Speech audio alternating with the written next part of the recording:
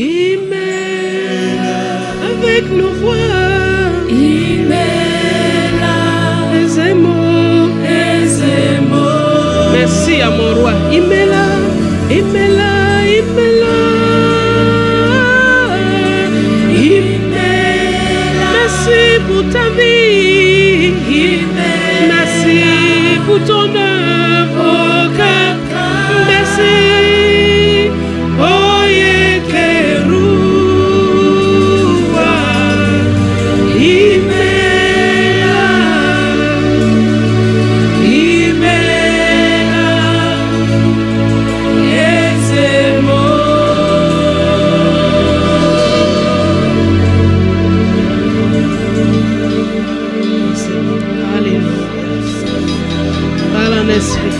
Adore, adore, adore, adore le Créateur.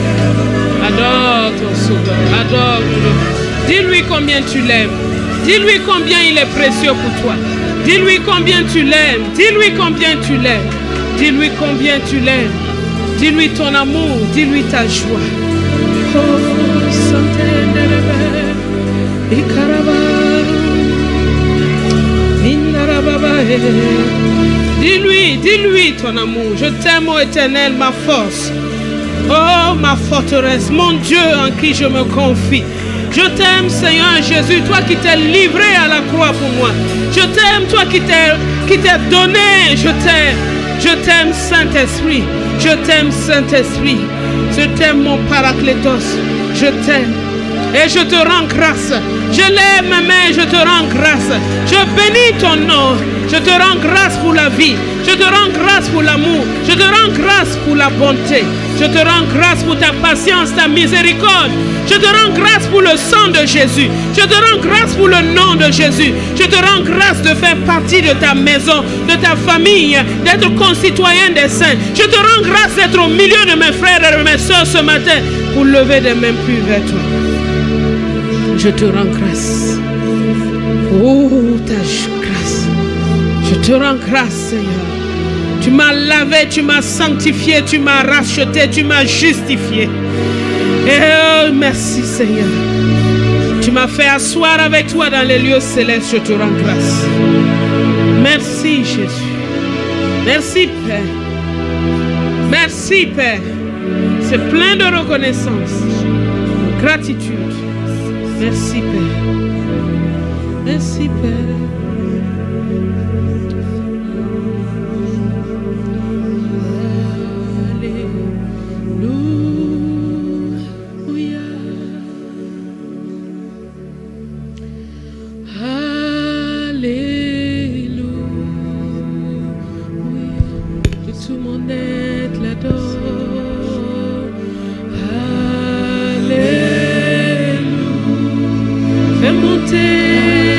Un sacrifice de bonne odeur. Alléluia.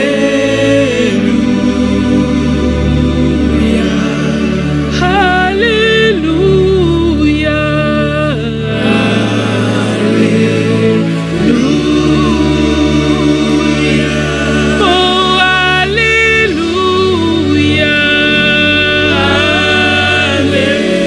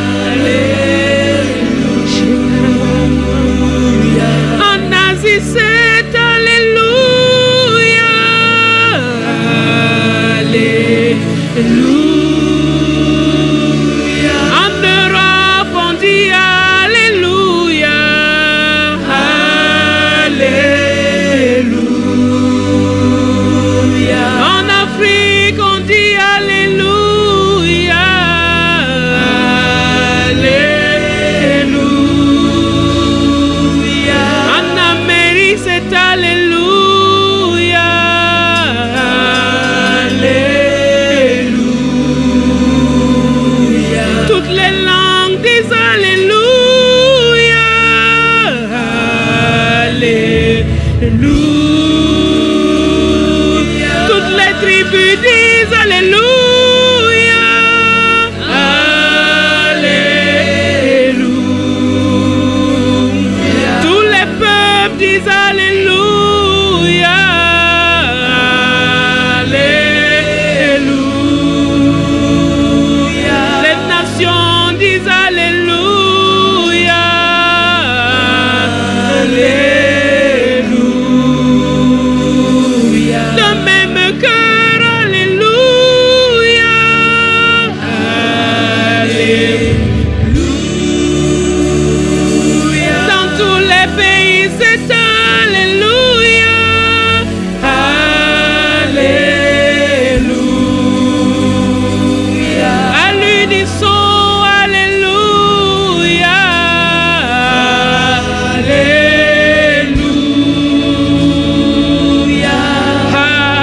Alléluia. Alléluia. Lève tes mains vers le Père Céleste. Ce chant se joint au chant des rachetés partout sur la terre. Et tous disent Alléluia. Nous sommes membres de ce corps. Nous sommes membres de cette nation sainte, de ce peuple acquis, de ce sacerdoce royal. Oh, de cette nation sainte. Et nous disons simplement Alléluia. Alléluia. Ta gloire est dans ce lieu. Sa gloire est en ce lieu. Sa gloire est en ce lieu. La gloire du Seigneur est là. Et il est à l'œuvre en ce lieu. Alléluia. Alléluia. Nous accueillons ta présence. Alléluia. Alléluia. Tu es ici en ce lieu.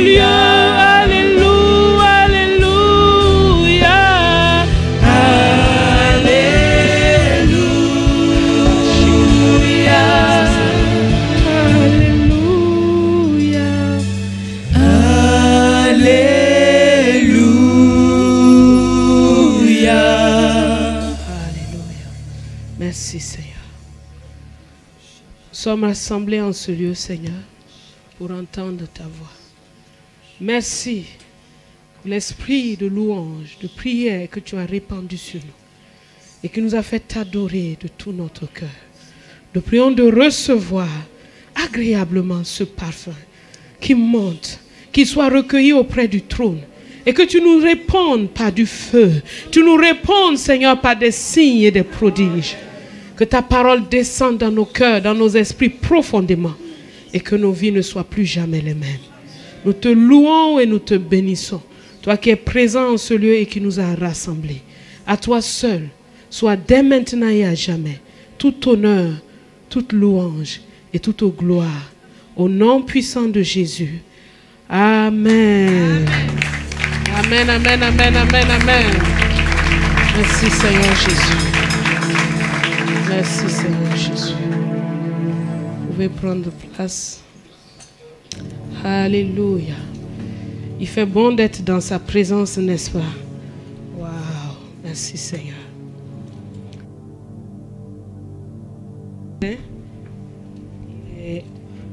Il est à Abidjan en ce moment. Et il rentre la semaine prochaine par la grâce de Dieu. Ainsi qu'ancien Cyril aussi, qui est à Abidjan aussi en ce moment et qui rentrera aussi la semaine prochaine par la grâce de Dieu. Alléluia. Transmettre de vous saluer chaleureusement. Et par la grâce de Dieu, tout se passe bien chez eux. Continuez à prier pour chacun, afin que Dieu les ramène sains et saufs. Amen. Est-ce que tu as salué le Fils de Dieu, le précieux Fils de Dieu qui est à côté de toi? Est-ce que tu lui as montré un sourire qui lui montre qu'il est précieux? Est-ce que tu lui as souri comme il faut? Ne reste pas seulement à regarder devant toi. Tourne-toi et regarde-le et souris-lui. Dis-lui, tu es un précieux Fils de Dieu. Tu as la valeur du sang de Jésus. Et le sang de Jésus est sur ta vie maintenant. Alors je te respecte. Il y en a qui n'ont pas dit. Retourne-toi et dis ça.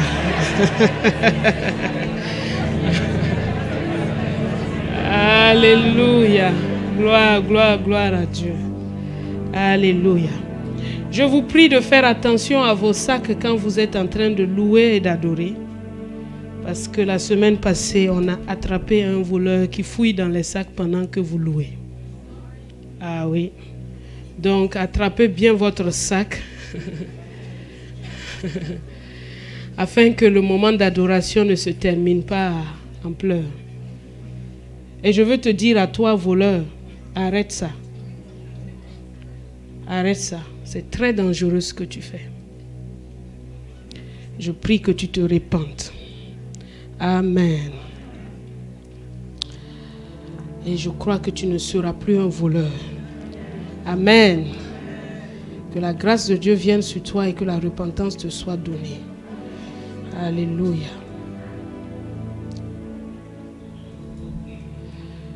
Ce matin, nous allons partager sur ce thème, l'homme selon le cœur de Dieu et le principe de soumission et d'autorité.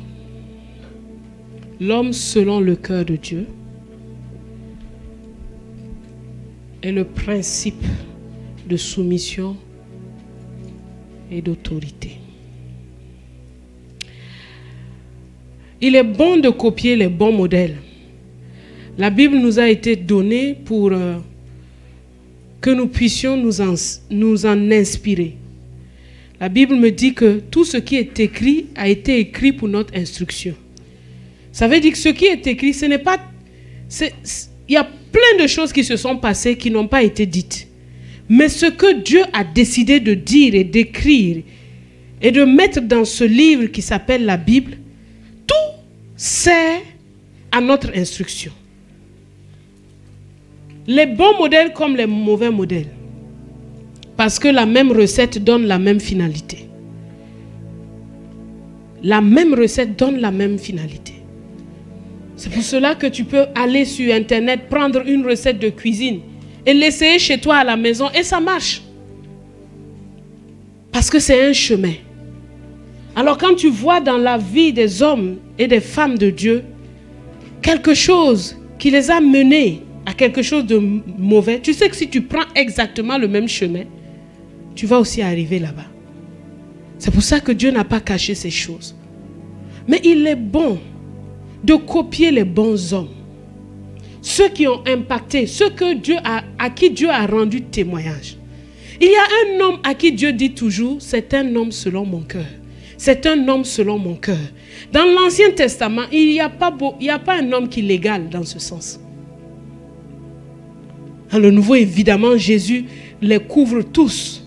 Mais dans l'Ancien Testament, cet homme qui s'appelle David a toujours reçu le témoignage qu'il est un homme selon le cœur de Dieu. Et en ce mois où nous sommes en train de parler de la soumission et de l'autorité, nous allons ce matin étudier ou regarder de plus près la vie de David et en tirer des leçons pour notre vie. Des leçons qui vont nous instruire, qui vont nous montrer, parce que nous sommes appelés, nous sommes des héros de Dieu. Et chacun pour sa part est appelé à régner comme David l'a été. Mais Dieu n'a pas fait avec David comme il a fait avec Saül. Quand Saül a été oint roi, immédiatement Saül a pris ses fonctions. Comme cela s'est passé aussi avec Adam. Adam est né, il a pris ses fonctions. Mais après la chute, Dieu a dit non, je vais le tester. Je vais l'éprouver. David a été oint roi à 17 ans. Mais il a régné à 30 ans. 13 ans d'épreuves. 13 ans de tests. Et principalement de tests par rapport à la soumission et à l'autorité. Vous pouvez être face à une autorité défaillante. Vous pouvez avoir une autorité défaillante. Une autorité méchante. Une autorité qui ne vous donne pas envie d'obéir. Mais laissez-moi vous dire, il se peut que ce soit un test. Je dirais même plus, c'est un test. C'est un test. C'est un test que Dieu met devant toi pour voir ce qu'il y a au fond de ton cœur. Et pour que toi-même aussi, tu vois ce qu'il y a au fond de ton cœur. Parce que, si Dieu nous dit quelque chose, dis mon ami, tu es rebelle. Moi. Tu vas dire à celui que Dieu a envoyé la même, tu te trompes, hein? C'est pas moi. Moi là. Mais par A plus B, quand c'est décortiqué devant tes yeux, toi-même tu vois que c'est terrible. Mais Dieu, quand il fait ça, il ne marque pas une fin. Il m'a dit, ce n'est pas une fin que j'ai marquée. Il se peut que ce matin, en te mirant avec la parole, tu vois beaucoup de défaillances, beaucoup de points où tu as manqué, des points où tu n'as pas été comme David. Mais Dieu te dit aujourd'hui, Dieu, sans tenir compte des temps d'ignorance, fixe à nouveau un nouveau jour. Ça veut dire que c'est un miroir pour te marquer un nouveau temps. C'est un miroir pour te dire, il y a une nouvelle page qui s'ouvre pour toi, pour que tu puisses triompher. Parce qu'avec la connaissance, tu ne feras plus les mêmes erreurs. Avec la connaissance, la vie de Dieu en toi va te donner la force d'aller et de faire comme David. Actes chapitre 13, verset 22. Ce matin, au premier culte, nous avons vu que nous avons besoin de la soumission de cœur. Parce que c'est avec notre cœur que Dieu travaille. Et c'est pour ça qu'il dit dans Proverbe 4, « Mon fils, donne-moi ton cœur. Mon fils, donne-moi ton cœur. Et que ton cœur se plaise dans mes voies. Donne-moi ton cœur. » Et il dit dans Acte 13, 22, « Puis l'ayant rejeté, on parle de Saül, il leur suscita pour roi David, auquel il a rendu ce témoignage. J'ai trouvé David. J'ai trouvé David, fils d'Isaïe, homme selon mon cœur, qui accomplira toutes mes volontés. Qui accomplira toutes mes volontés. Oh, qu'à la fin de nos jours, Dieu puisse aussi rendre témoignage de nous et dire, j'ai trouvé un tel, j'ai trouvé un tel. Tu peux mettre ton nom, que ce soit une prière pour toi. Seigneur, que à la fin, tu puisses dire, j'ai trouvé un tel, fils d'un tel, qui homme selon mon cœur, ou femme selon mon cœur, qui accomplira toutes mes volontés. Cet homme est exceptionnel. Et nous allons lire son histoire dans 1 Samuel chapitre 16. 1 Samuel chapitre 16, verset... C'est de longs chapitres. Alors, je vais juste prendre des morceaux et je nous conseille de le lire ou de l'écouter pour avoir le panorama et de nous asseoir et de réfléchir sur la vie de cet homme extraordinaire. 1 Samuel chapitre 13, nous allons d'abord lire et je vous raconte l'histoire. C'est quand Dieu a rejeté Saül, il a dit à Samuel qu'il a trouvé quelqu'un et que Samuel devait aller pour oindre cet homme-là comme roi à la place d'Isaïe et de Saül. Et Samuel a dit à Dieu, si je vais là-bas et que Saül apprend que j'ai oint un nouveau roi, Saül me tuera. Dieu lui dit, vas-y, dis que tu es venu pour faire un sacrifice. Convoque les anciens de la ville et ajoute-y Ésaïe et toute sa famille. Alors, monsieur Ésaïe chez lui reçoit une convocation. Il reçoit une convocation qu'il est invité. C'est un très grand honneur. Il est invité à participer au sacrifice avec les notables de la ville. Il est invité à participer au sacrifice avec tous ses fils. Il reçoit l'invitation, il appelle Eliab. Eliab, viens, tu as vu ça? Il faut vraiment qu'on se taille des bonnes tenues. Il faut qu'on soit propre parce que c'est un grand jour. Samuel ne vient pas souvent ici. Et nous seuls, nous avons été la seule famille invitée à part les anciens. Alors chacun est en train de faire des habits. Ils sont en train de cirer leurs chaussures. Ils sont en train de préparer ce qui va. Ils sont allés choisir la bête la plus grasse. Pour dire oui, comme on est nombreux là, bon, ce bœuf là ou ce mouton sera suffisant. David rentre le soir et dit, mais qu'est-ce qui se passe? Oh, ce n'est pas tes oignons, ce n'est pas ton problème. Allez, quitte à côté de nous. David n'est pas allé dans un trou, commencer à pleurer, le petit rejeton. Non. Le jour du sacrifice, Isaïe dit à David, hé David, retourne garder les troupeaux. Tu viens pas au sacrifice parce qu'il n'y a personne pour garder les troupeaux. Tu dois aller. David s'en va. Il s'en va. Il laisse ses frères saper, tailler, bien raser. Lui-même, de toute façon, je ne pense pas qu'il avait encore la barbe.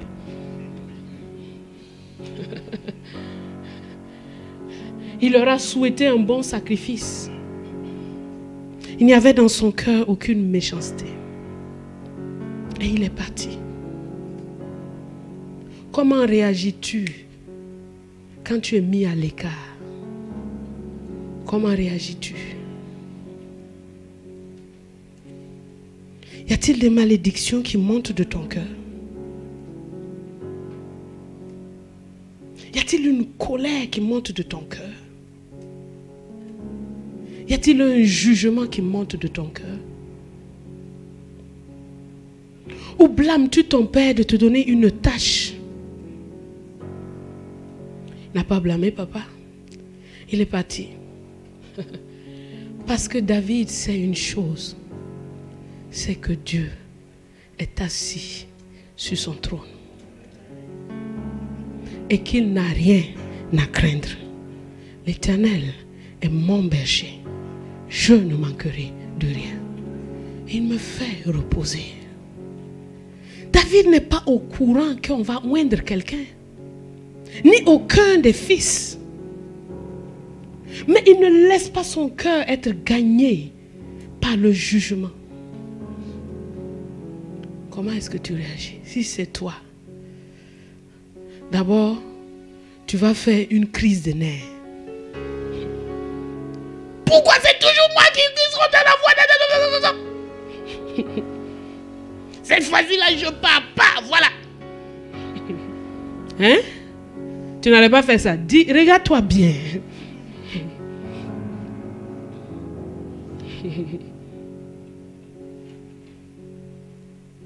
Il y a des situations comme ça, n'est-ce pas?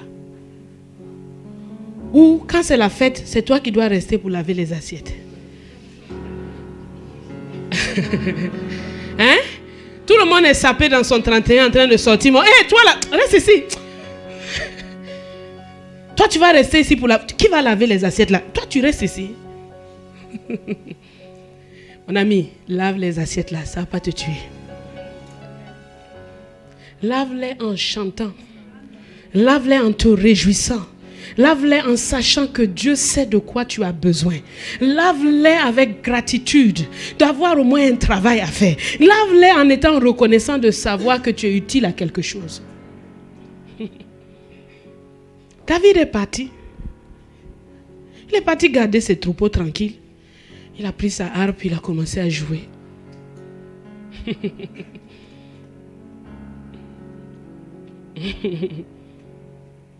Quand Dieu t'a localisé, quel que soit l'endroit où on veut te cacher, il t'en fait sortir.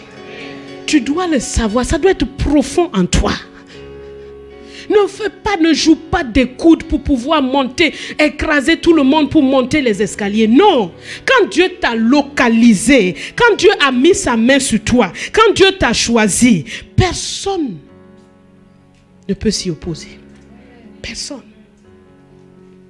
Ils arrivent au sacrifice. Samuel, il regarde vraiment la barbe bien taillée de Eliab et dit, parce qu'il se rappelle que Dieu, quand il a oué Saül, il a oué un grand et beau de taille, beau de figure. En tout cas, quelqu'un qui était impressionnant. Quand on le voit même, respect. Il ne sait pas que Dieu a changé. Dieu a dit, bon, l'extérieur là, ça n'aide pas.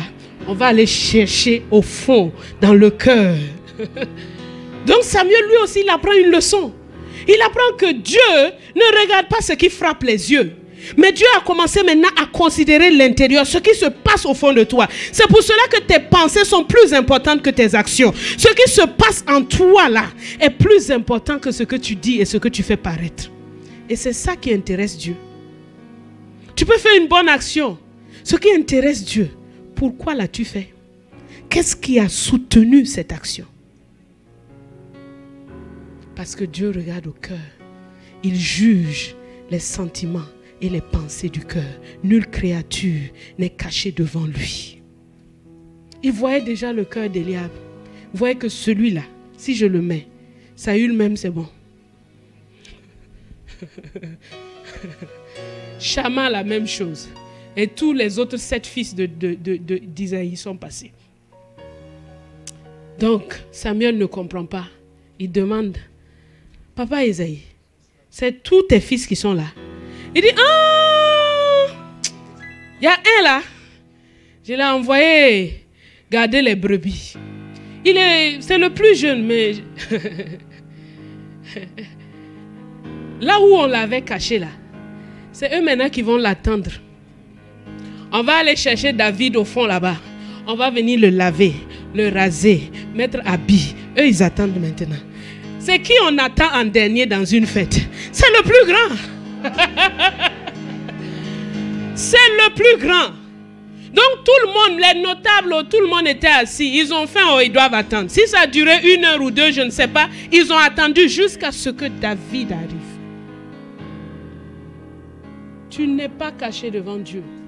Parce que c'est lui qui t'a tissé dans les profondeurs de ta mère et qui t'a fait sortir, qui a écrit dans son livre des pages bien précises pour toi. Il sait où tu es. Il sait où tu te trouves. Garde seulement ton cœur pur devant lui. Et tu verras au temps opportun. Dieu, il te fait sortir de là. Tranquillement, simplement, sans que quelqu'un ne puisse contredire, sans que quelqu'un ne puisse dire que tu as fait de la politique. Non, c'est arrivé par sa main, un point, c'est tout. David est resté soumis à son père.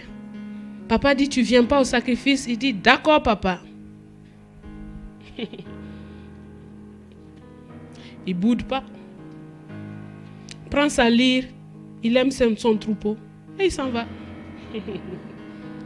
Il est obéissant vis-à-vis des ordres de son père. L'obéissance envers ton père et ta mère sont d'une importance capitale. L'obéissance. L'obéissance. Les enfants contredisant. Quand on dit quelque chose, toi tu as toujours une réplique à faire. C'est dangereux pour ta destinée. Tu dois bouter ça de ta vie. Tu dois dire non, je refuse. Toujours il y a un nom qui est proche de tes lèvres. Dès qu'on dit que non, non, non, non. Toujours le nom là est devant ta bouche. C'est dangereux. Tu dois t'asseoir et dire que ça vient d'où ça? Je refuse. C'est un ennemi de ma destinée. Alors à présent, je ne dis plus non. Sans avoir entendu, sans avoir compris. Vous connaissez des gens comme ça, non? On n'a encore rien dit, ils disent d'abord déjà non.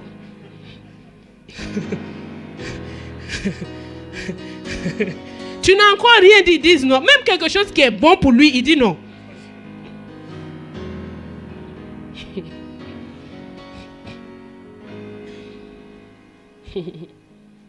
Et c'est ainsi que David a été un roi. Verset 12. Isaïe l'envoya chercher. Or, il était blond, avec de beaux yeux et une belle figure. Mais il n'était pas grand. L'Éternel dit à Samuel, lève-toi, oins-le, car c'est lui. Verset 13. Samuel prit la corne d'huile, éloigné au milieu de ses frères. Au milieu de ses frères, il a été élevé. Au milieu de ses frères, il a été distingué. Au milieu de ses frères, pas en cachette, au milieu de ses frères. Et la Bible me dit que l'Esprit de l'Éternel saisit David à partir de ce jour jusque dans la suite. J'aime beaucoup cette phrase. À partir de ce jour et dans la suite. À partir de ce jour et dans la suite. À partir de ce jour et dans la suite. à partir de ce jour et dans la suite, jusqu'à la fin de la vie de David, cet acte qui a été posé a fait que l'Esprit de Dieu a commencé à le suivre, à l'accompagner jusqu'à la fin.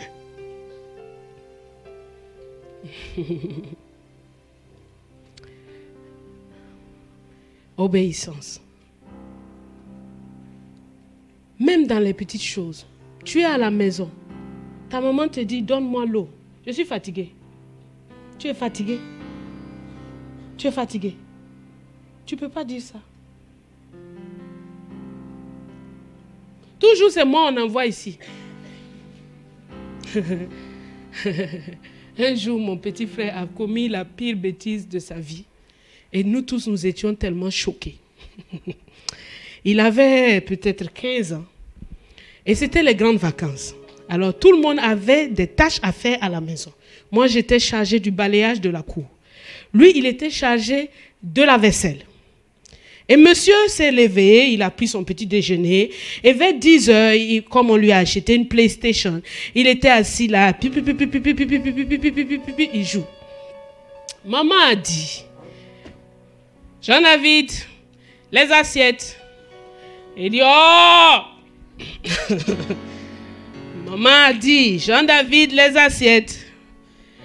Il a dit qu'il ne veut pas. Maman a dit, Jean-David, maman, ce n'est pas une dame qui nous criait dessus ni qui nous frappait. Pas du tout. Elle parle doucement, mais elle dit ce qu'elle veut dire. Jean-David, les assiettes. Et il s'est retourné, il a dit, mais toi-même, tu fais quoi dans cette maison? Nous tous, on était choqués. On a ouvert les yeux, on l'a regardé. Hein? La folie a saisi l'enfant. Il dit à ma mère, toi-même, tu fais quoi dans cette maison? Tu es assise là et puis c'est moi qui dois laver les assiettes. Nous tous, on était effrayés en nous-mêmes, quoi. C'est-à-dire, on était saisis d'une frayeur.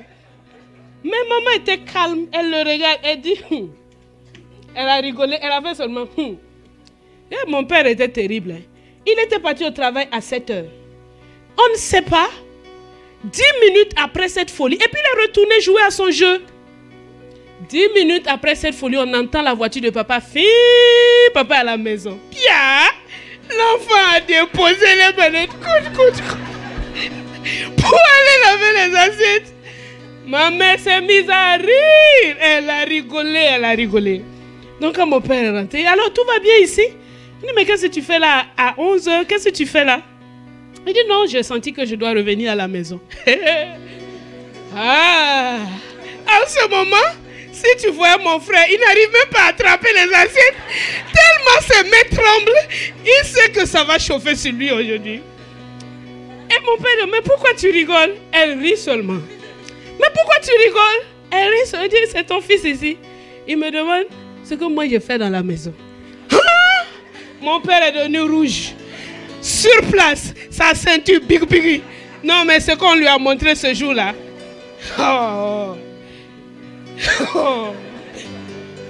On dit frappez-le bien, il faut le frapper. Privé de jeu pendant tous les 3 mois de vacances. Chargé de laver les assiettes. Dès qu'une assiette est sale, il doit le laver immédiatement. Et ça lui a appris une bonne leçon. Ce jour-là.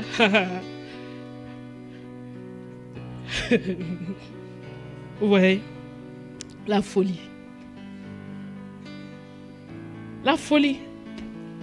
Mais là, il était petit, on pouvait le corriger. Mais toi, grand comme ça, quand la folie te saisit, toi, grand, ta maman qui est devenue vieille ou ton papa, il va se faire quoi? Mais le pire, c'est que c'est ta vie que tu ruines.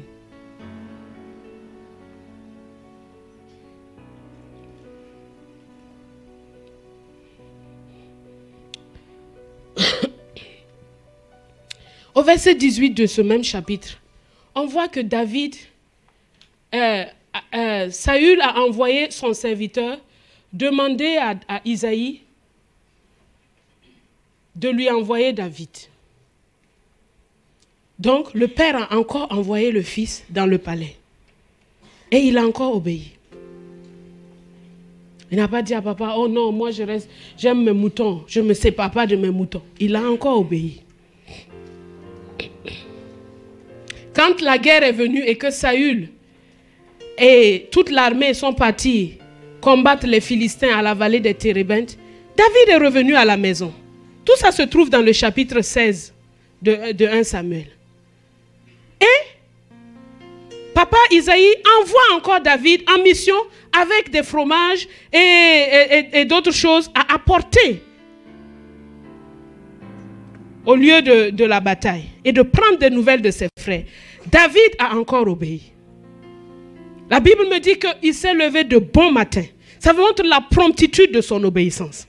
Il n'a pas traîné les pas, fait tout ce qu'il voulait. Et puis maintenant, à la fin de la nuit, maintenant c'est là où il part. L'obéissance a deux niveaux. Il y a l'action et il y a la promptitude avec laquelle tu le fais. Si tu le fais après avoir fini tout ce que tu avais à faire, ce n'est plus une obéissance. C'est une obéissance partielle, pas totale. Alors revoyons nos attitudes envers nos parents. Revoyons ça. Revoyons ça. Parce que David, l'homme selon le cœur de Dieu, on voit que Dieu a aimé ça. Il a aimé son attitude envers son père. Son attitude d'obéissance envers son père. Son père savait qu'il était loin. Mais son père n'a pas commencé à l'appeler roi David. Non. Son père l'appelait toujours David. Même si tu es le premier ministre, le chef, devant ton papa, tu restes comment? Toi, ce que tu es. Oui. Il n'y a aucune frustration à avoir que ton papa t'appelle par ton nom. Mais il ne m'appelle pas le bishop, Non, mais tu es ce que tu es. Tu es ce que tu es. Il pouvait être frustré à se dire non, mais pourquoi même mes frères là même, ils sont jaloux de moi. Leur jalousie là même est terrible. Depuis là, on m'a oué au milieu d'eux, hein, au milieu d'eux. Personne même n'est venu même me donner un petit cadeau même de royauté. Personne. Comment on peut ouer un roi comme ça? Même pas un cadeau. Personne. Tout le monde m'a encore envoyé derrière les troupeaux. On ne voit jamais David se plaindre à ce sujet quelque part. Jamais. L'appel de Dieu dans ta vie, ne le prends pas pour mesurer qui tu es. Sois satisfait en toi-même. De sorte que quand on t'appelle par ton nom, ça ne te gêne pas.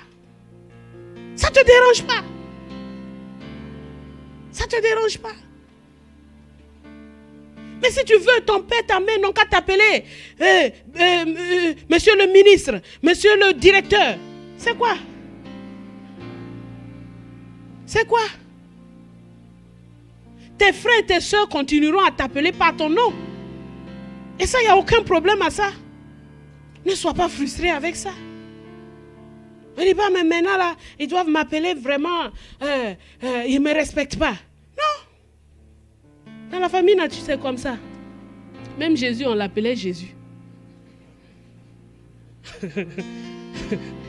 Toi, il faut toujours qu'on rajoute quelque chose avant ton nom. Sinon, ça fait... Tu es choqué.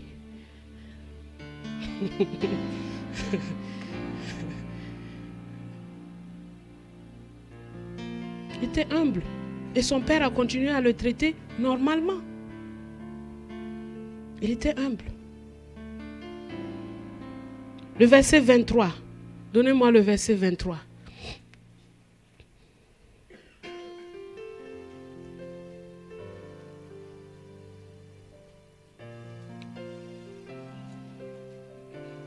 Non.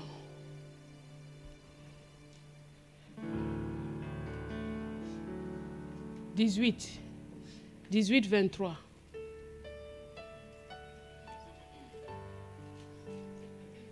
Aha.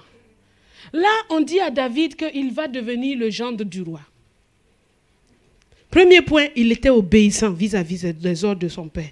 Deuxièmement, il était humble, il acceptait un traitement ordinaire de la part de son père. Troisièmement, il était humble devant Saül. Vous savez, quand il a gagné Goliath, les femmes là, elles ont failli lui créer un gros problème. Ce n'est pas qu'elles ont failli, elles ont créé un gros problème. Elles ont pris des tambourins. David a gagné ses 10 000 et Saül ses 1000. Venir sous le nez de Saül comme ça. David a gagné ses 10 000. Faites attention. Quand vous réussissez, ne vous arrêtez pas pour avaler les compliments que les gens vous donnent. Jamais. Ça va te stopper. Ça va te détruire. Ça va changer ta mentalité. Si David s'était arrêté là pour avaler les chants des femmes là, il allait déjà dire que je suis le roi. Oui ou non? Mais regardez-le. Les sentiments de son cœur sont révélés par les paroles qu'il exprime à certaines occasions. Et on le voit dans 1 Samuel 18, 23. Il dit, les serviteurs de Saül sont venus lui dire, ah, tu sais, tu peux devenir le gendre du roi avec simplement 500 prépuces de Philistins. Il leur a dit, croyez-vous qu'il soit facile de devenir le gendre du roi? Moi, je suis un homme pauvre et de peu d'importance. Vous voyez que David est resté dans un niveau d'humilité. Malgré les victoires, parce que quand vous lisez le chapitre 17 et le chapitre 18, la Bible nous montre que Saül a commencé à craindre David. Parce que partout où David allait, David réussissait. Et donc Saül ne supportait pas la présence de David. Il l'a éloigné de lui, mais il continuait quand même à réussir. Et tout le peuple l'aimait. Et David et Saül entendaient que les gens faisaient des éloges de David. Mais vous voyez que David n'a jamais avalé tout ce que les gens disaient. Il n'a pas avalé la gloire là. Il ne s'est pas dit, ah maintenant là je commence à avancer, je commence à progresser. Il dit, moi, je suis un homme pauvre et de peu d'importance. Il est resté humble vis-à-vis de Saül. Il voulait à Saül, moi, je sais que c'est toi le roi, moi je vais devenir son gendre. Je suis sorti d'où? Je suis sorti d'où? Sa notion de lui-même était toujours humble. Il est resté humble vis-à-vis du roi Saül. Il est resté humble vis-à-vis du roi Saül. Il y a deux types de personnes qui veulent vouloir toujours t'arrêter sur le chemin. Ceux qui te résistent, ceux qui t'intimident, ceux qui veulent te montrer que tu ne vas jamais arriver à quelque chose. Il ne faut pas les écouter. Mais il y a ceux aussi qui chantent tes louanges là. Ceux-là, ils sont aussi dangereux. Tout aussi dangereux que ceux qui te résistent. Parce que si tu t'arrêtes pour écouter leur chant là, hein, tu vas dire même qui tu es arrivé.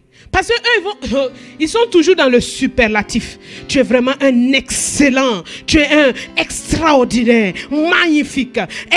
Oh, mon ami, passe ta route. Laisse-les chanter. Tu sais que tu n'es pas arrivé quelque part. Reste à tes propres yeux un homme de peu d'importance.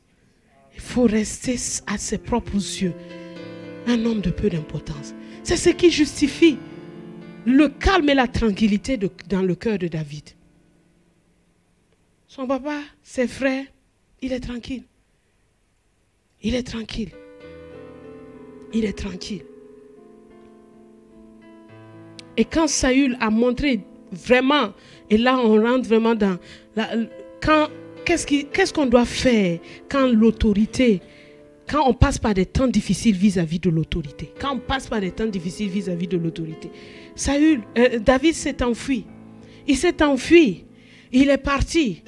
Mais dans le psaume 34, on nous montre que David s'est retrouvé chez le roi Achis. Et le roi lui a dit, mais c'est pas ce David-là où les femmes chantaient et que Saül a tué ses 1000, c'est David. Il a eu peur et il s'est fait un fou. Il a commencé à baver, à laisser sa barbe, à faire vraiment le fou. Il a fait du théâtre. Parce qu'il n'avait aucun jugement trop haut de sa personne. Donc le gars dit, mais c'est un fou maintenant, il est devenu fou. Ah, mais qu'est-ce que vous faites avec lui ici? Moi, je n'ai pas besoin d'un fou de plus dans mon palais. C'est comme ça qu'on l'a libéré. Mais le psaume 34 nous montre le chant que David a composé quand il est sorti du palais. Mettez-le s'il vous plaît, psaume 34. La Bible me dit de David, lorsqu'il contrefit l'insensé, c'est-à-dire quand il joua à l'insensé en présence d'Abimelech et qu'il s'en alla chasser par lui. Allez-y s'il vous plaît. Je bénirai l'Éternel en tout temps. Il vient de fuir Saül. Hein. Il vient de fuir quelqu'un qui veut lui ôter la vie. Hein. Regardez son chant. Je bénirai l'Éternel en tout temps. Sa louange sera toujours dans ma bouche. Que mon âme se glorifie en l'Éternel. Que les malheureux écoutent et se réjouissent. Exaltez avec moi l'Éternel. Célébrons tous son nom. Quand j'ai cherché l'Éternel et il m'a répondu. Il m'a délivré de toutes mes frayeurs. Quand on tourne vers lui les regards, on est rayonnant de joie. Et le visage ne se couvre pas de honte. C'est un fugitif. C'est un fugitif qui est en train de parler. Il a trouvé en Dieu son refuge. Il a trouvé en Dieu un abri sûr. Il a trouvé en Dieu le sujet de sa joie. Il dit que mon âme se glorifie en l'Éternel. Quand on tourne vers lui les regards, on est rayonnant de joie. Il n'a pas dit, mais Dieu là vraiment, tu m'as oué maintenant, et maintenant je suis un fugitif comme ça. Pourquoi tu me fatigues comme ça? Est-ce que vous l'entendez parler comme ça? Non. Non. Il est plein de reconnaissance au Seigneur. Il a trouvé en Dieu son refuge. Face à une autorité difficile, ton refuge se trouve dans le Seigneur. Non point pour maudire, mais pour être secouru. Pour tourner vers lui tes regards et savoir que ton visage ne se couvre jamais de honte. Quand on tourne vers lui les regards, on est rayonnant de joie. C'est un psaume que j'aime beaucoup parce que un de mes versets favoris se trouve dans ce psaume. C'est un psaume merveilleux, formidable. Quand on tourne vers lui les regards, on est rayonnant de joie. Quand un malheureux crie, l'Éternel entend. Et il le sauve de toute cette détresse. L'ange de l'Éternel, quand il est conscient de la présence de l'ange de l'Éternel, auprès de ceux qui le craignent, et il les arrache au danger. Sentez et voyez combien l'Éternel est bon. Il va dire, sentez et voyez combien je souffre. Il y a des gens qui aiment toujours qu'on voit leur souffrance. Oh vraiment, je suis le plus... oh non, les gens m'attaquent même. Ils sont contre moi. Moi là même là, ma vie... Hey, est-ce que tu as vu combien l'Éternel est bon? Heureux l'homme qui trouve en lui son refuge. C'est pour ça qu'il était heureux. Face à la persécution, David s'est réfugié en Dieu. Et dans cette fuite, David a pris soin de ses parents. Dans 1 Samuel 22, verset 3. Quand il a fui, ses parents sont venus. Il a dit, bon, vous êtes vieux, vous ne pouvez pas courir avec moi partout. Je veux vous emmener chez le roi de Moab. Pourquoi? Parce que Ruth, la Moabite, c'était leur grand-mère. Il l'a emmené chez le roi de Moab et dit, bon, gardez-moi mes parents. Quand je vais savoir comment ma situation va se passer, je viendrai les récupérer. Il n'a pas gardé l'amertume en lui, a dit, vous qui m'aviez mis derrière le troupeau là, maintenant là, débrouillez-vous. Il n'a jamais dit ça. Il a pris soin. Jésus a fait ça à la croix. Il a pris soin de sa mère avant de partir. Qui vous a dit que l'appel au ministère te dédommage de prendre soin de tes parents? Qui t'a dit ça? Non, il a pris soin. Il a pris soin. Et en toute chose, quand vous lisez 1 Samuel 22, 23, vous voyez comment Saül a poursuivi David. Comme un rat. Il l'a poursuivi, il l'a poursuivi, il l'a poursuivi. Mais David s'est toujours soumis à Dieu pour que Dieu le sauve.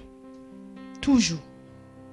Il y a un épisode où David était en train de fuir par un flanc de cette montagne.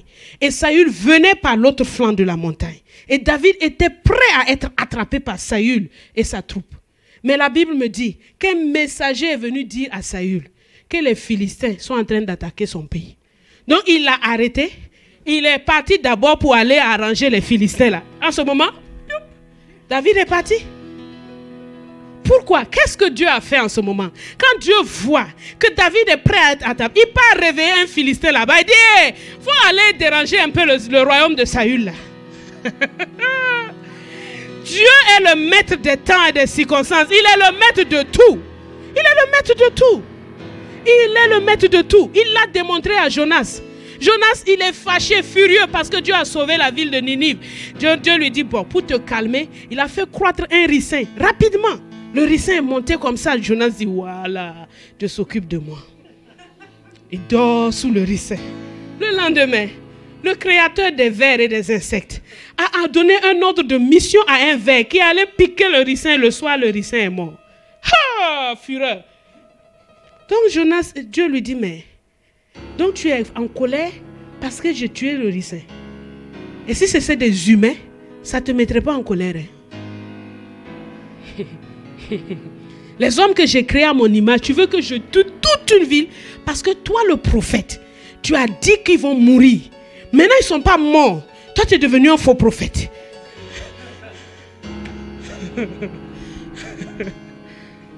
Mais mon but est atteint. J'ai dit, dis-leur que s'ils ne se repentent pas, 40 jours, je vais détruire. Ils se sont repentis. Pourquoi je vais encore les détruire? Dieu est le maître de tout. Quand tu es en danger, la Bible dit que l'ange de l'Éternel campe autour de ceux qui le craignent et il les arrache au danger.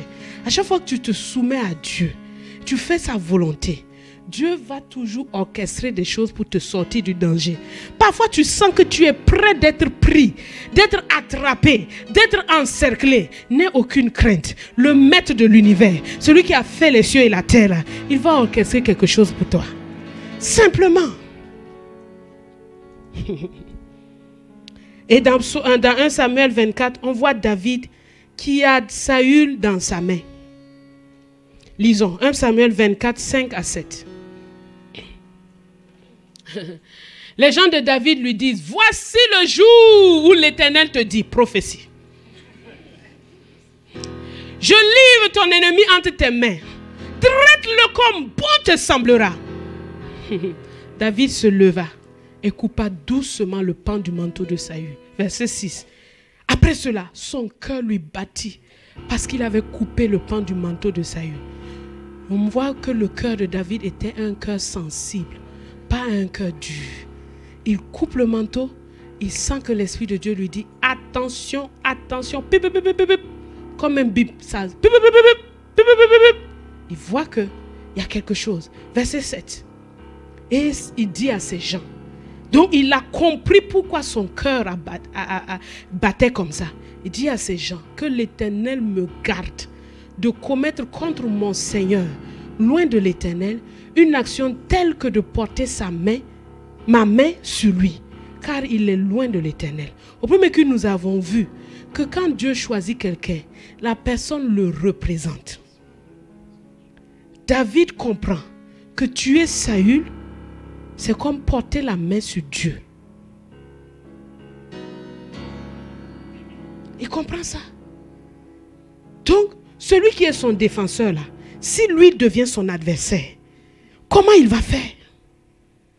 Si tu frappes celui qui est censé t'aider, comment tu vas faire? Et donc, David refuse de porter la main sur l'autorité déléguée. Il y a plusieurs manières de porter la main sur l'autorité déléguée. Parfois, ce n'est pas qu'on le tue visiblement, mais on peut le parler mal. On peut aller le critiquer partout. On peut lui faire des choses vraiment qui vont nuire à sa vie. Ça aussi, c'est porter la main. Mais David a dit non, je ne le ferai pas. Regardez un autre détail. 1 Samuel 24. C'est dans le dialogue qui s'ensuit. Après que David ait coupé le pan, il se met à crier à Saül. Le verset 10 dit, David dit à Saül, pourquoi écoutes-tu les propos des gens qui disent, voici David cherche ton malheur. Tu vois maintenant de tes propres yeux que l'Éternel t'avait livré aujourd'hui entre mes mains dans la caverne. On m'excitait à te tuer, mais je t'ai épargné et j'ai dit, je ne porterai pas la main sur mon Seigneur, car il est loin de l'Éternel. Verset 12. Vois mon Père, vois donc le pan de ton manteau dans ma main. Vois mon Père. David n'a pas changé d'intituler envers Saül parce que Saül le persécute. Il y a des gens, parce que leur père a changé de manière de faire, il l'appelle le monsieur là, le gars là. le type là, c'est dangereux. David continue à le traiter comme le roi. Parce que le roi d'Israël est comme le père de la nation. Il continue à l'appeler mon père. Il n'y a pas d'amertume en lui. Fais attention au nom que tu donnes. Quand tu te sens en danger ou quand tu te sens menacé ou quand il y a des temps difficiles avec l'autorité. Fais attention. Ah, ce gars-là, ah, le type là. Avant, tu l'appelais papa. Avant, tu l'appelais mon directeur. Maintenant, c'est devenu le type. Comment ça se... Qu'est-ce qui s'est passé? Regarde dans ton cœur. Parfois, même tes amis. Dès que quelque chose se passe, tu changes. Tu changes. Tu changes. Pourquoi? Reste fidèle. Dis, vois mon père. Il n'a pas changé d'intitulé. Il ne lui a pas donné un petit sobriquet. Non. Il a continué à l'appeler mon père, mon roi. Est-ce que quelqu'un m'entend? Et la dernière chose, il y a beaucoup de choses, mais j'ai juste trié. C'est que quand Saül est mort d'une mort horrible. 2 Samuel chapitre 1. David ne s'est pas réjoui. Il n'a pas fait une fête. Il n'a pas dit, enfin, ouf, ouf, 13 ans de galère. Enfin, on va pouvoir s'accaparer de ce trône-là. Non, non. Parce qu'il sait que c'est un grave péché que de se réjouir de la chute de son ennemi. Est-ce que tu m'entends? Quelqu'un t'a fait du tort. Quelque chose de mal lui arrive. Ne permets pas à ton cœur d'éprouver le moindre sentiment de joie. Ne permets pas à ton âme d'éprouver le moindre sentiment de joie. C'est un principe important. La Bible me dit que si quelqu'un se réjouit de la chute de son ennemi, l'Éternel le voit. Et quand il le voit, il arrête ce qu'il était en train de faire sur l'autre. Tu entends? Même tu vois quelqu'un glisser, tomber, alors que ne ris pas. Ne t'en amuse pas. Ne dis pas c'est bien fait pour lui. Il a vu. Non, c'est contre le principe de ceux qui ont le cœur de Dieu. Ne te réjouis pas au sujet de la mort de ton ennemi. Proverbe 24, verset 17. Ne te réjouis jamais. Ne laisse jamais paraître un seul petit sourire. Ne te réjouis pas. Ne te réjouis pas de la chute de ton ennemi. Et que ton cœur ne soit pas dans l'allégresse quand il chancelle. Non. Ne vois pas quelqu'un qui t'a causé du tort en train de mourir et tu dis, Dieu est dans le ciel. Non. Non. Naturellement, la chair veut se réjouir. Elle veut montrer que non, nous, là, on est les préférés de Dieu. C'est ça qui fait que Dieu est en train de nous venger. Non, ne t'en réjouis jamais. Il compose un chant. Le chantre agréable à l'Éternel. Il compose un chant sur Saül et ses fils. Il dit comment les héros sont-ils tombés. Il dit ne le racontez pas à Gath. N'emportez pas la nouvelle chez les Philistins.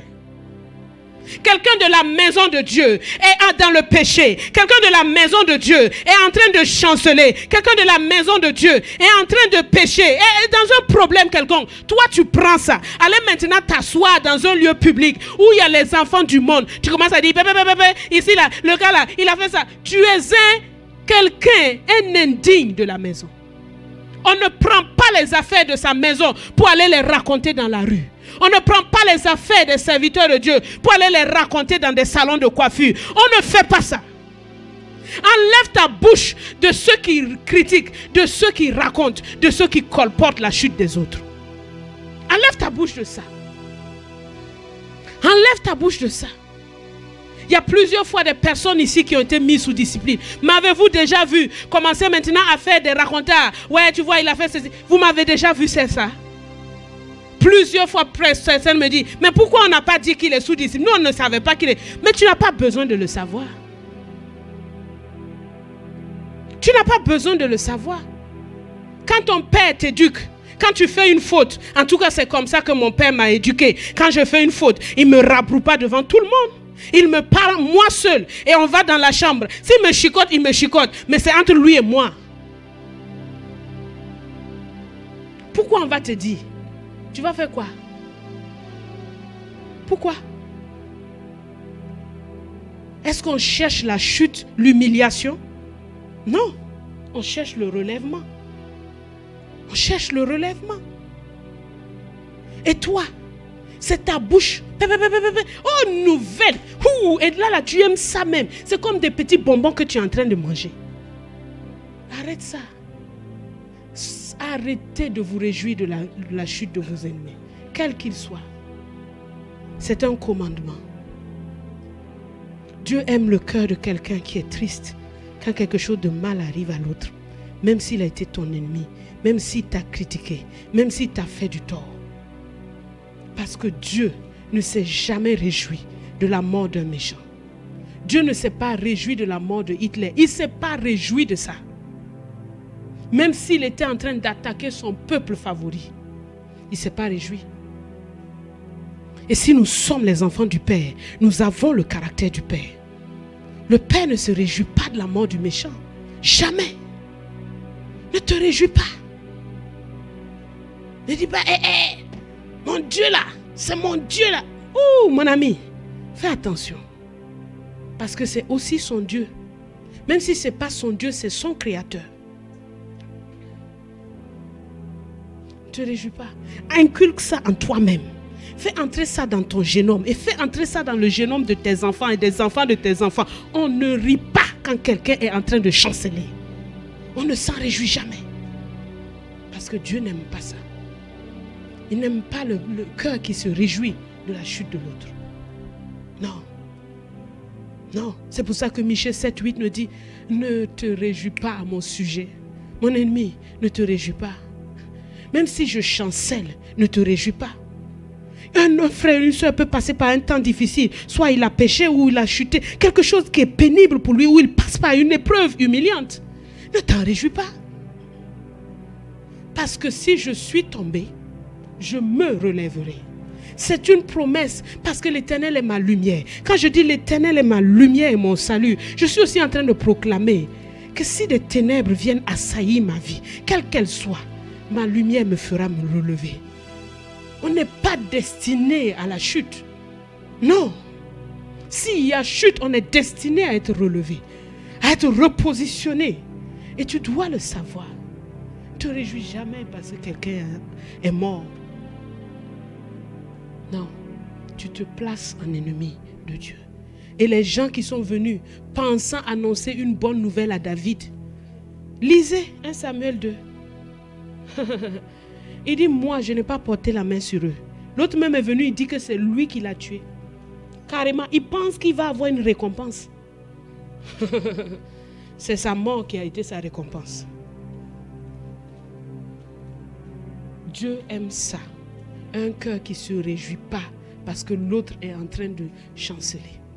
Parce que Dieu est un Dieu qui pardonne l'iniquité. Pour ne pas se réjouir, il faut choisir de pardonner. Pour ton propre bien à toi. Ne te réjouis pas de la chute de ton ennemi. Ne te réjouis pas. Et David savait cela. Il l'a inculqué à son fils. Et Salomon nous l'écrit dans Proverbe 24, verset 17. Ne te réjouis pas. Ne te réjouis pas.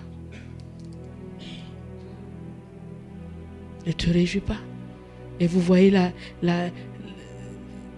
1 Samuel 24, verset 18. Il dit, le verset, de peur que l'Éternel ne le voie et que cela ne lui déplaise.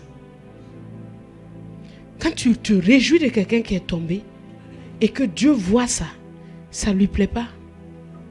Et qu'il ne détourne de lui sa colère. De peur que... S'il détourne de lui sa colère, la colère elle va venir maintenant sur qui? Hein?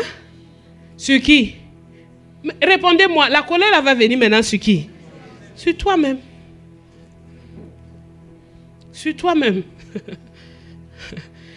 Parfois, mon père faisait, si il te frappe et puis on se moque de toi, il frappe l'autre aussi.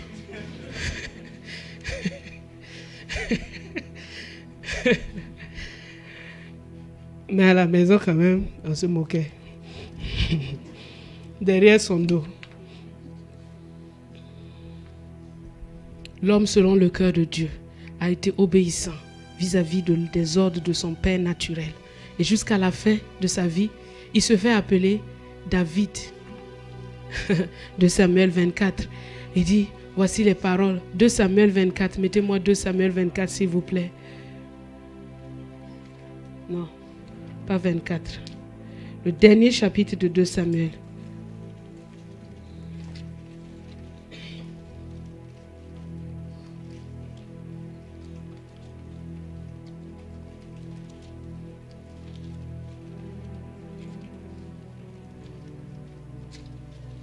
« 23, 2 Samuel 23, il dit, voici les dernières paroles de David. Jusqu'à la fin, il ne s'est pas présenté. Voici les paroles du roi. Non, s'est présenté de David, fils d'Isaïe. Il n'a jamais renié ses origines, jamais renié son père. Parole de l'homme haut placé, de loin du Dieu de Jacob, du chantre agréable à l'Éternel. Voyez-vous, le chant a une puissance de guérison, de soutien, de maintien, de réconfort face aux temps difficiles. Quand tu passes par un temps difficile, ce n'est pas le moment de fermer ta bouche. C'est le moment de chanter. De chanter un chant. Voyez, les peuples qui ont beaucoup souffert, la plupart du temps, ce sont des peuples qui chantent. L'esclavage en Amérique, ils ont beaucoup chanté. Ils ont chanté. Et cela les a portés au-delà de leur souffrance. Ils ont chanté. Chante ta douleur. Chante ton chagrin. Et chante l'espérance qui est attachée dans ton cœur. Le chant a un pouvoir de guérison intérieure. Le chant a un pouvoir de restauration. Parfois des choses que tu ne peux pas dire avec la bouche comme une confession. Ça devient plus facile avec le chant. Quand tu lis les psaumes, ça peut être difficile. Mais quand tu commences à chanter, je louerai l'Éternel de tout mon cœur. Je ferai de toi le sujet de ma joie et de mon allégresse. Prononcer comme ça, c'est un peu lourd. Je louerai l'Éternel de tout mon cœur. Au bout de quelque temps, ton esprit, tout ce qui était par terre est debout. Et tu peux avancer. Pratiquer le chant. Pratiquer le chant. Le chant a une puissance. Vous allez me dire, mais à la maison c'est difficile. Oh. Quand il n'y a pas les instruments. Oh, laisse les instruments de côté. Laisse les instruments de côté. Chante tout doucement. La joie est dans mon cœur. Satan te dit, tais-toi. Tu dis, car Jésus est mon roi. Il dit, tais-toi. Il est ma délivrance et mon libérateur. Il est le tout-puissant. Il marche devant et la joie est dans mon. Je dis la paix dans mon. Car Jésus est mon. Il est ma délivrance et mon libérateur. Il est le tout-puissant. Il marche devant moi et la paix dans mon cœur. Oh, Jésus m'a sauvé. Oh, et toi, Jésus m'a sauvé. Et Satan, est-ce que Jésus t'a sauvé? Non. Et toi, Jésus m'a sauvé. Et oh, il m'a justifié. Et toi, jamais ça n'arrivera. Si fier. Et toi, il m'a justifié. Il m'a justifié. Et toi, dans le ciel, je serai accueilli. Dans le ciel, je serai accueilli. Dans le ciel, je serai accueilli. Dans le ciel, je serai accueilli. Tu as commencé à chanter ça. Toutes les ombres bizarres qui étaient en train de dire que tu vas périr ici, tu vois que dans le ciel, tu seras accueilli. Une joie nouvelle vient dans ton cœur. Et tu commences, ton esprit est relevé. Parce que tu as une force. Et ça, c'est un des secrets majeurs de David. Là, le chant. Il a appris ça seul sur les collines, à garder ses moutons pendant de longues journées. Il a appris à parler à Dieu. Il a appris à communier avec Dieu. Et l'Esprit de Dieu s'est toujours présenté à lui. Et l'a toujours délivré de toutes ses détresses. Pratiquez le chant. Ne comptez pas la voix, c'est joli, c'est pas joli. Non. Il faut que ça vienne du cœur. Quand ça vient du cœur, tu te relèves et tu es heureux. Tu es heureux. Tu es heureux. Parfois, si tu n'arrives pas à chanter, prends le psaume là. Tu peux le déclamer. C'est aussi un chant. Le slam, c'est aussi un chant. Tu vas dire, oh, tu prends le psaume 34 là. Tu commences à le déclarer. C'est aussi un chant. Parce qu'il a dit, entretenez-vous avec des psaumes, des hymnes et des cantiques spirituels. Ça peut être chanté, ça peut être dit, mais je vous dis que le chant a une puissance extraordinaire. Je l'ai tellement expérimenté. Quand j'étais au fond du trou, le chant est devenu une corde qui m'a sorti du fond du trou. Le chant est devenu comme la main de Dieu qui est venu me sortir, un chant spirituel, un chant d'espérance et qui m'a montré la lumière. Quand les ténèbres envahissaient ma vie, le chant est venu comme un tremplin pour me faire sortir. Et j'aimerais que chacun de nous puissions pratiquer cela. Afin que personne, dans la semaine, tu n'as pas forcément besoin que quelqu'un vienne chanter pour toi. Mais que toi-même, un chant monte de ton cœur. Vous savez, quand tu es triste, désespéré, accablé, tout ce que l'ennemi veut, c'est que tu sois éloigné de cette parole. Non, ne l'écoute pas. Prends la parole là et tu la mets dans ta bouche. Si elle est trop difficile dans ta bouche, si ta langue est lourde là, écris-la, commence à l'écrire. Et en l'écrivant, murmure là. Au fur et à mesure, la parole est puissante. Elle est puissante. Tu vas voir que tu es relevé. Tu n'as pas prié, hein? Tu as déclaré la parole puissante comme une épée. Tu l'as mis dans ta bouche, elle est sortie. Et elle a taillé tous les trucs de l'ennemi. Elle a taillé tout en pièces. Et tu es libéré. Tu es restauré. Tu es plein de joie. Tu es plein de force. Parce que voici un des secrets de David. L'homme selon le cœur de Dieu. Quand il y a un problème, il chante. Même quand il a péché, il est parti chanter. C'est écrit psaume 51. Et cela a été une puissance qui l'a libéré. Alors, comme David, soyons obéissants. Obéissants. Soyons humbles. Devant nos parents, quel que soit le titre, il va toujours t'appeler par ton nom. Et ce n'est pas un problème du tout. Moi-même, j'aime ça. Parce que je sais que je suis son enfant. C'est-à-dire, dans son cœur, il m'a toujours gardé comme son enfant. Et devant l'autorité qui est établie, sois humble. N'avale pas les compliments des gens là. Mon ami, comme je disais au premier culte, c'est faire comme un chewing-gum. Tu goûtes un peu et puis tu le jettes. Ne l'avale pas, hein. Si tu t'arrêtes pour écouter les chants des femmes, les commentaires sur Facebook, nice.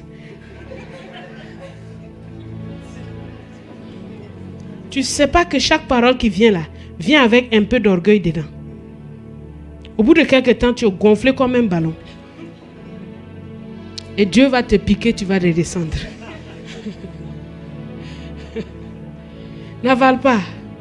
Et que ton refuge soit en Dieu. C'est un truc caché, mais qui a toujours été dans la vie de David. Dans toutes les situations de sa vie, il en parle à Dieu. Il n'est pas là à cogiter. Il en parle à Dieu. Il en parle parfois avec des termes que nous jugeons forts. Il dit détruis-les, il faut les saccager même. Qui ne se relève plus jamais. Mais est-ce que ton enfant ne t'a jamais dit des choses fortes? Tu sais que c'est juste son cœur qui parle. Soigne tes parents. Même quand tu es en train de te chercher, ne les oublie pas. Soumets-toi à Dieu pour te délivrer dans toutes tes frayeurs, dans toutes les détresses, et refuse de porter la main sur l'autorité déléguée. Le Dieu qui l'a oint là, c'est à lui de juger son cas, pas à toi. Et refuse de changer d'appellation, de changer dans ton niveau de respect, de changer face à la difficulté. Et finalement, s'il s'entête et qu'il meurt, ne t'en réjouis pas. Ou si quelque chose de mal lui arrive, ne t'en réjouis pas. Ne laisse pas un petit sourire venir au fond de ton cœur. Ne laisse pas ça. Non, éteins-le. Dès qu'il veut même naître là, tu l'écrases. Tu dis, je refuse de me réjouir. S'il faut que tu ailles prier, pleurer, jeûner, intercéder, fais-le. Parce que Dieu, il regarde ta réaction face à ce qui arrive à celui qui t'a fait du tort. Alors maintenant, tu vas parler à Dieu. Toi qui es né de nouveau depuis, tu vois dans ton cœur beaucoup de signaux qui ne ressemblent pas du tout au cœur de David. Répands-toi. Dis à Dieu, je reconnais ça. Je le confesse et je le délaisse. Je me répands. Je me répands de mes désobéissances. Je me répands. Je me répands. Je confesse que je vois que je suis frustré face au traitement des parents, de ma famille. Je suis frustré face au traitement des autres. Je réalise qu'il y a un problème. Ce matin, je délaisse cet orgueil et je reçois ton humilité. Seigneur, je reçois cela maintenant au nom de Jésus. Je reçois cela maintenant au nom de Jésus. Souvent, au lieu de me réfugier en toi, je passe à parler aux autres. Je parle aux autres. Seigneur, pardonne-moi. Oh, rentre en toi-même et parle à Dieu. Parle à Dieu, parle à Dieu.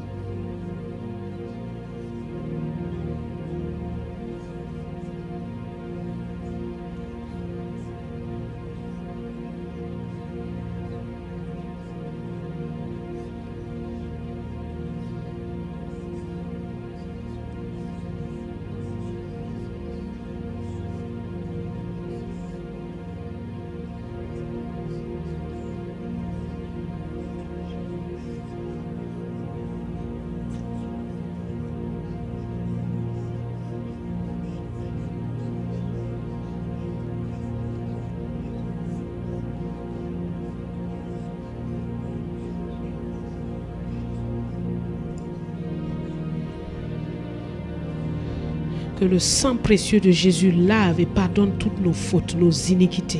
Que le sang précieux de Jésus nous purifie. Que le sang précieux de Jésus purifie nos cœurs. Je plaide le sang de l'agneau maintenant sur nos vies. Je plonge chacun de nous dans le sang précieux de l'agneau pour être lavé, purifié et régénéré. Pour être lavé, purifié maintenant. Pour que quelque chose de nouveau, une vie nouvelle, un cœur tendre, un cœur bon, un cœur fidèle, un cœur plein d'amour, un cœur sensible, un cœur qui tremble à la parole de Dieu, un cœur qui se réfugie en Dieu, soit notre partage maintenant. Au nom puissant de Jésus. Au nom puissant de Jésus. Au nom puissant de Jésus, déclare et confesse l'obéissance, ton obéissance vis-à-vis de tes parents. Déclare et confesse l'humilité qui est ton partage, l'humilité dans ta famille, l'humilité devant les autorités, le refuge que tu as en Dieu. Oh, déclare et confesse le soin que tu donnes à tes parents.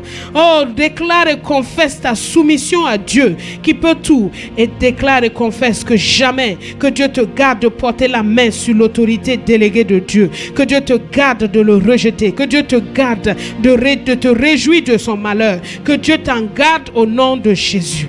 Que Dieu me garde, Seigneur. Oh, Sakahandahinda. Tu inscris dans nos cœurs des choses nouvelles, une loi nouvelle, la loi de l'obéissance. Tu inscris dans nos cœurs la loi de l'humilité. Tu inscris dans nos cœurs la loi de la communion avec toi. Tu inscris dans nos cœurs que tu es notre refuge. Tu inscris dans nos cœurs, Seigneur, le soin de nos parents. Tu inscris dans nos cœurs la soumission à Dieu, le refuge que tu es, Seigneur. Tu inscris dans nos cœurs le refus de porter la main sur l'autorité déléguée. Tu inscris dans nos cœurs le refus de les rejeter. Tu inscris dans nos cœurs,